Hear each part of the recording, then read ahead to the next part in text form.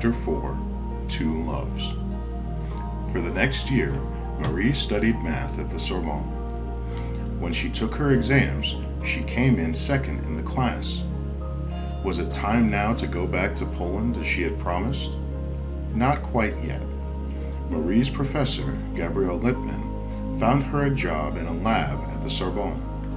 Her task was to study magnetism and steel. Magnetism is the force that causes magnets and metal to stick together. It was perfect for Marie. She was always happiest doing experiments. There was only one problem. The lab didn't have the best equipment.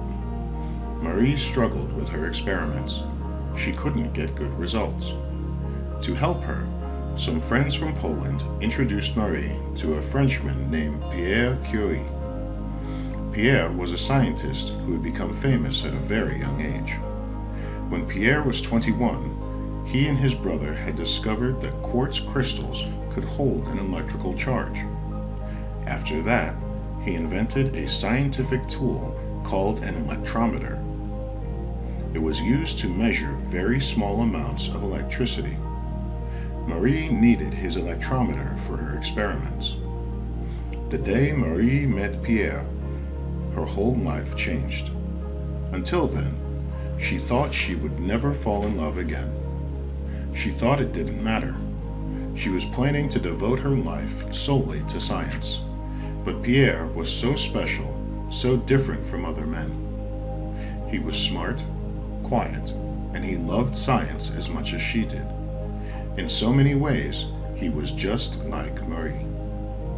Pierre had been brought up in a family just like Marie's too. His father was a doctor and scientist. His parents thought education was extremely important, just like Marie's. Unlike Marie, Pierre had trouble learning in school, so his parents taught him at home. They let him find his own way. When he discovered how much he liked math and science, he went from being a slow learner to being super fast. By the time Pierre was 23 years old, he was teaching college. The minute Marie and Pierre met, they each knew that the other was special. Pierre felt that he had found a woman of genius. Marie knew that Pierre was the kind of man she could talk to and trust. She invited him to her tiny room to discuss science and sip tea.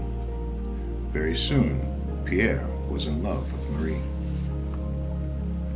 He wanted to marry her, but Marie was not so sure. In the summer of 1894, she went home to Warsaw. Her heart had been broken once by Kaz. She wasn't ready to take another chance on love. Pierre would not give up, though. He wrote to her and begged her to come back to Paris to be with him. He even offered to leave France, a country he loved, and come live in Poland. Finally, Marie realized Pierre truly loved her and that they could live a life together as scientists.